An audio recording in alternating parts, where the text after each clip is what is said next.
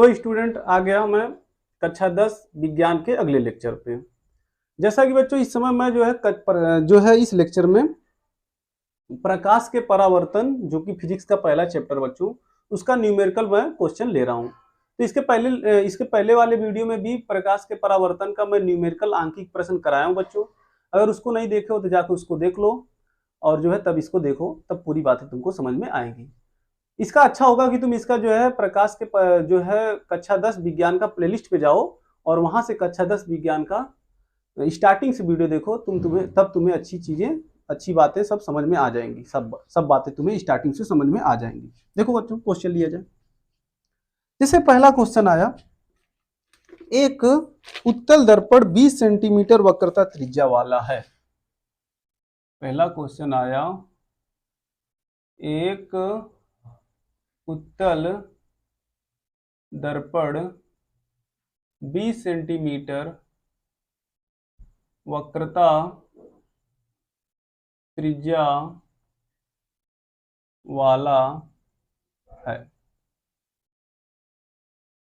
इसके सामने कोई वस्तु रखी जाती है। इसके सामने कोई वस्तु रखी जाती है तो उसका प्रतिबिंब वस्तु के आधे आकार का बनता है। रखी जाती है तो उसका प्रतिबिंब वस्तु के आधे आकार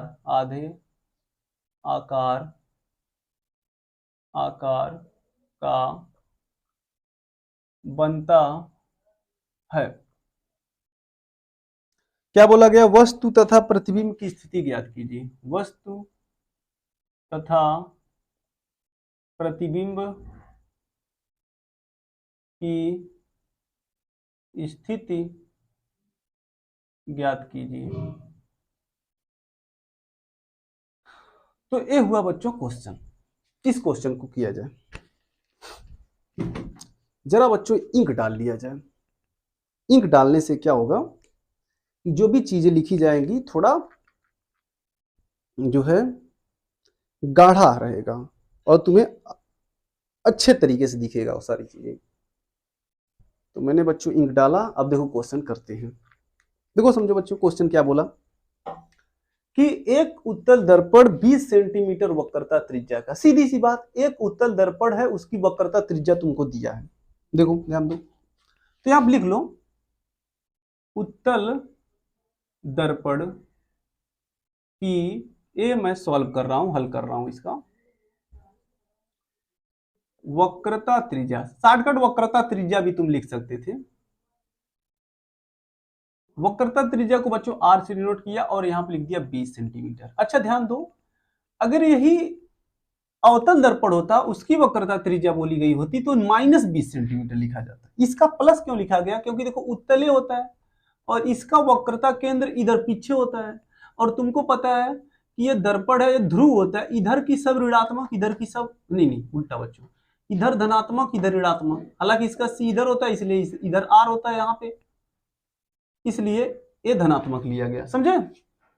इसके सामने कोई वस्तु रखी जाती है, उसका प्रतिबिंब वस्तु के आधे आकार का बनता है। तुमको बताया गया कि अगर मान लो इसके सामने कोई वस्तु रख रहे हो तुम, अगर इतनी, अच्छा देखो जैसे एक बात बताएं तुमको, इस दर्पण के सामने भी अगर कहीं वस्तु रखी रहेगी तो इसका प्रतिबिंब हमेशा पीछे बनता है दर्पण के। ये बात तुमको पता होना चाहिए। तो अगर इसके सामने जो भी वस्तु रखे हो उसका आधा प्रतिबिंब बन रहा है, मतलब अगर तुम यहाँ 10 सेंटीमीटर की वस्तु रखे हो तो उसके आधा 5 सेंटीमीटर के यहाँ पे प्रतिबिंब बनेगा। समझे? ये बात तुमको बताई जा रही है। फिर क्या बोला गया है? वस्तु तथा प्रतिबिंब की स्थिति ज्ञात कीजिए। अब इसी बात के आधार पे वस्तु की स्थिति माने U और प्रतिबिंब की स्थिति मतलब V ज्ञात करना है। समझे? तो U भी ज्ञात करना है और V भी ज्ञात करना है। अब तुमको पता है कि तुम चाहोगे तो एक R की सहायता से फोकस ज्ञात कर लोगे। फोकस F बराबर होता है R/2 माने 20/2 माने आया 10/2 या आया 5, एक्चुअली बच्चों आया 10 आया सेंटीमीटर। तो फोकस भी धनात्मक रहेगा बच्चों। बच्चों एक सेकंड बताते हैं। तो देखो जरा, अब देखो जैसे अब दर्पण का जो सूत्र होता है तुमको पता होना चाहिए, 1/f होता है, 1/v होता है, प्लस 1/u होता है बराबर। देखो 1/f बराबर, तो इस सूत्र में क्या होता है बच्चों, जब तीन राशियां होती है, एक फोकस होता है, प्रतिबिंब की दूरी v होता है, वस्तु की दूरी u होता है। तो इसमें से दो चीजें पता होती है, हम तीसरी, अगर दो चीजें पता होती है तो हम तीसरी चीज पता कर लेते हैं। जैसे मान लो हमारे पास v पता है, u पता है, तो हम f पता कर लेंगे, f पता है, u पता है, तो v पता कर लेंगे। लेकिन बच्चों यहाँ पे समस्या ये है, यहाँ पे तुम्हारे पास केवल f पता है, तो v और u दोनों निकालना है, तो समस्या हो गई, समझे। तो इसके लिए क्या करेंगे, इसके लिए देखो ये करेंगे कि जो ये बोला है कि वस्तु का प्रतिबिंब वस्तु के आकार का आधा बनता है। अगर वस्तु के आकार का आधा प्रतिबिंब बनता है बच्चों, तो वो रेखीय आवर्धन जो होता है, रेखीय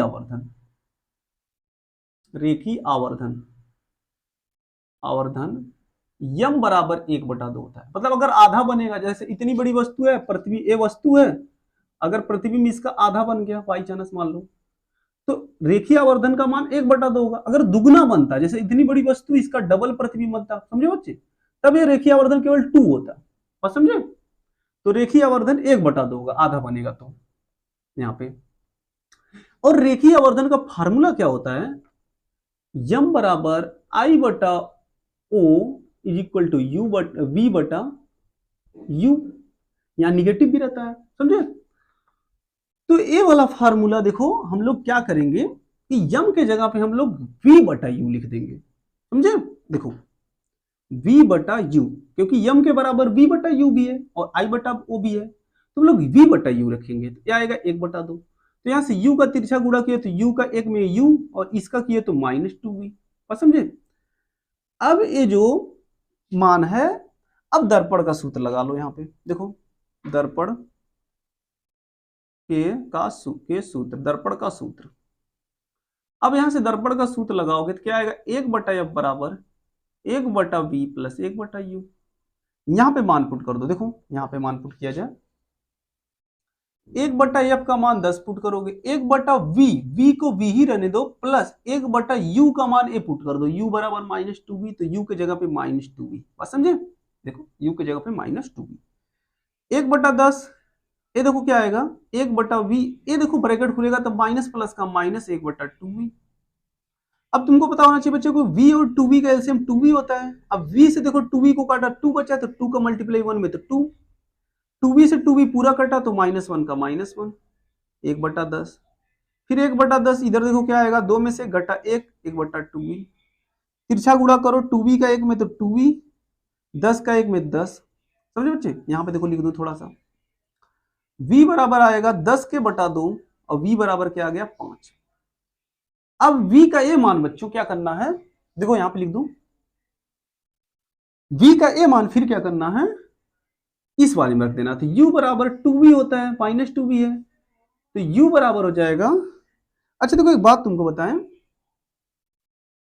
ये हो जाएगा -2 गुणे 5, तो u बराबर आ जाएगा -10, तो u का मान ये निकला, समझे।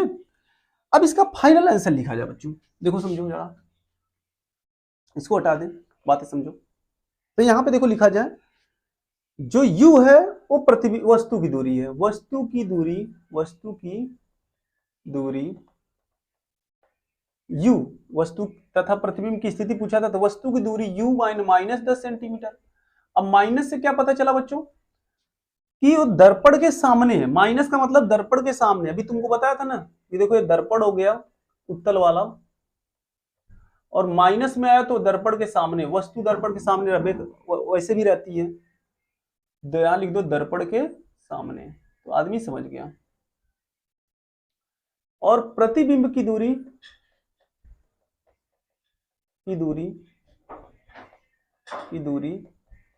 v बराबर आ गया, v की वैल्यू 5 है, 5 सेंटीमीटर, ये धनात्मक है, तो दर्पण के पीछे, तो बच्चों इस तरीके से ये प्रतिबिंब की स्थिति और वस्तु की स्थिति हुई, और यही तुम्हारा फाइनल आंसर हुआ। इसको जरा नोट करो बच्चों, तब आगे तुमको बताएं। अच्छा क्वेश्चन।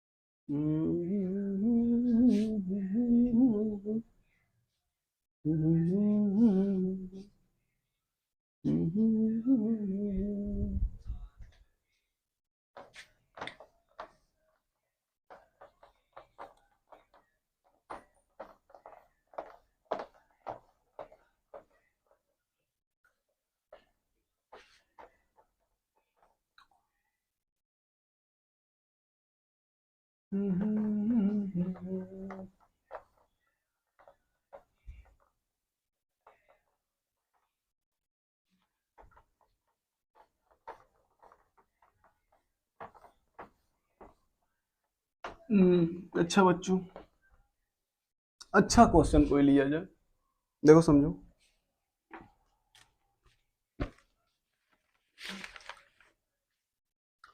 एक क्वेश्चन आया बच्चों, दिखा जाए जरा। एक वस्तु अवतल दर्पण से 15 सेंटीमीटर की दूरी पर रखी है। बढ़िया, बहुत बढ़िया क्वेश्चन है बच्चों, अच्छा क्वेश्चन है। एक वस्तु अवतल दर्पण से 15 सेंटीमीटर की दूरी पर रखी है।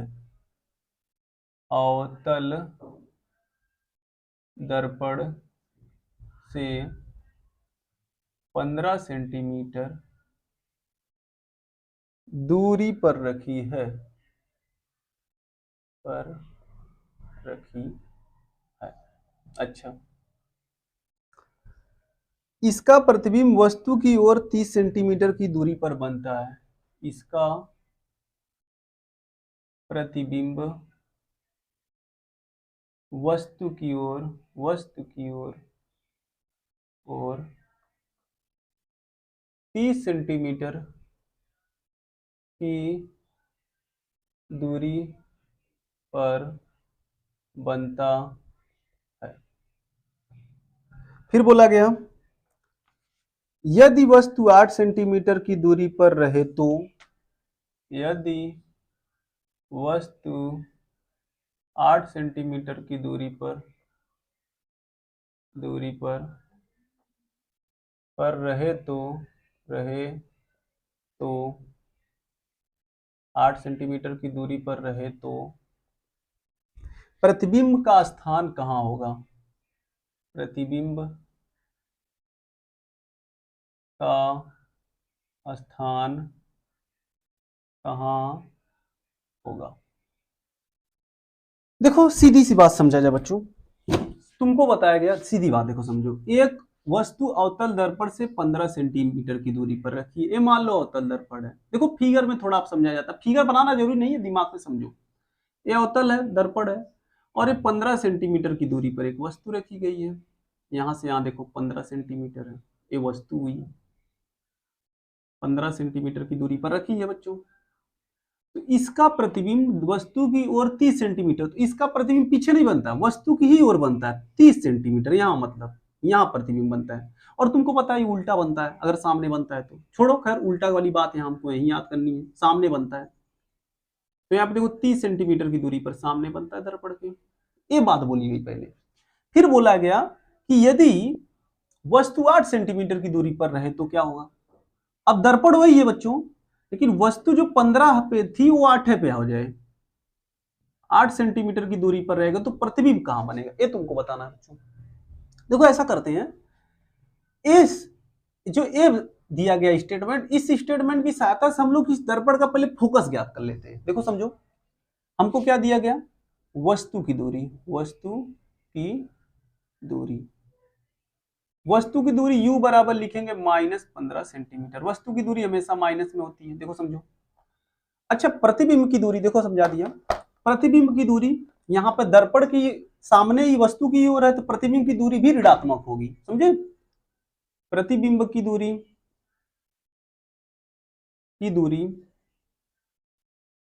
v बराबर -30 सेंटीमीटर, क्योंकि वो दर्पण वस्तु की ही तरफ प्रतिबिंब बन रहा है बच्चों।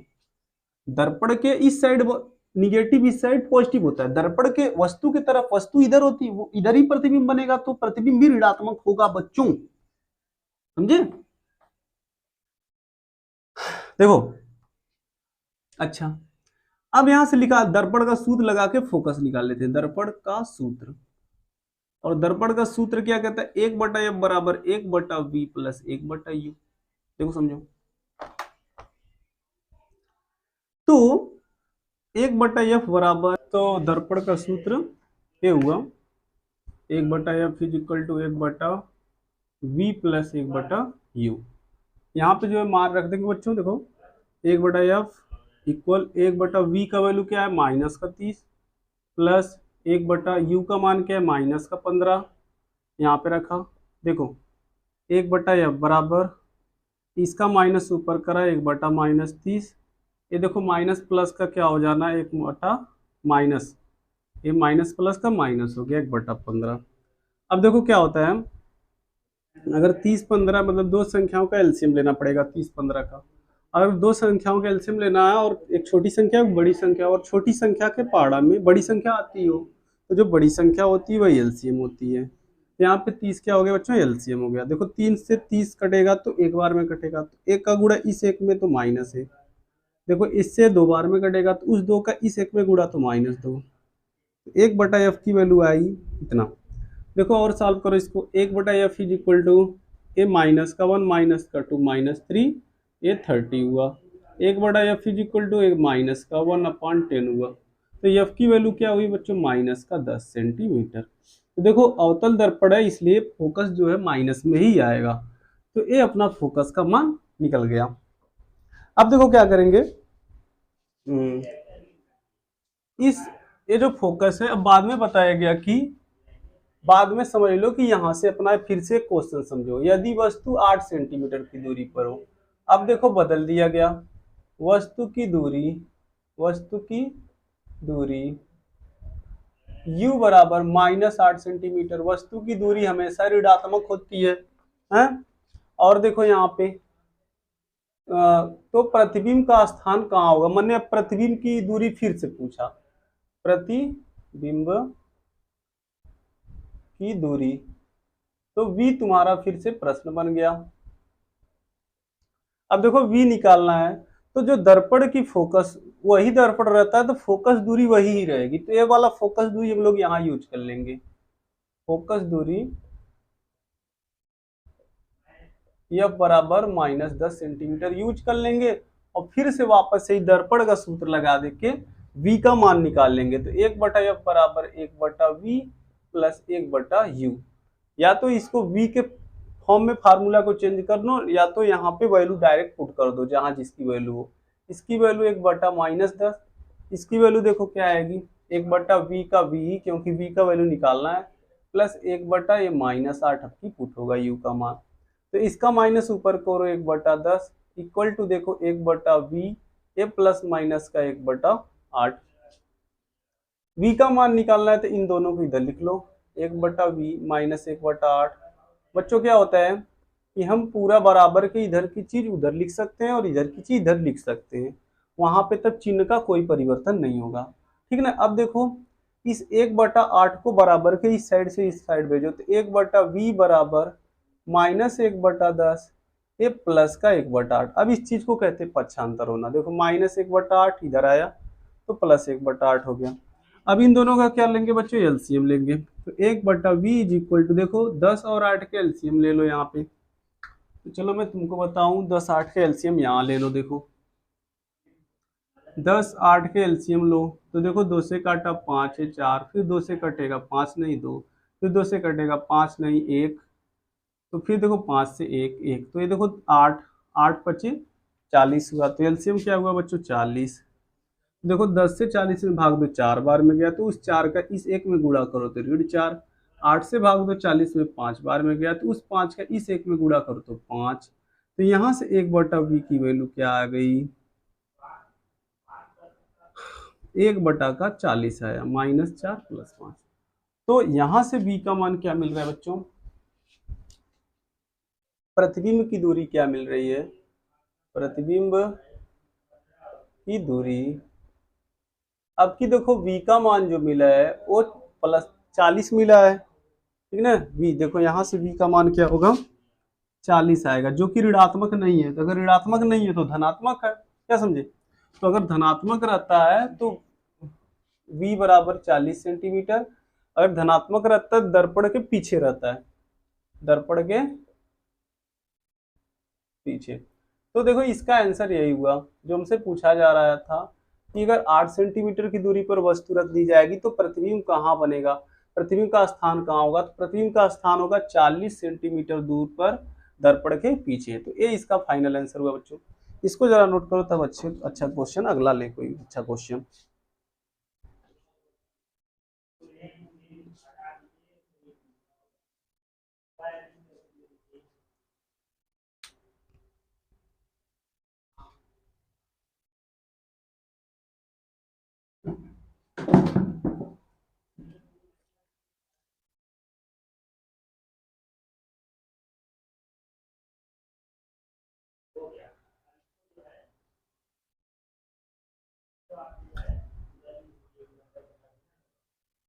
तो बच्चों इस तरीके से हमने इसमें मतलब दर्पण के सूत्र की सहायता से क्वेश्चन न्यूमेरिकल क्वेश्चन करना यहाँ पे हमने सीखा।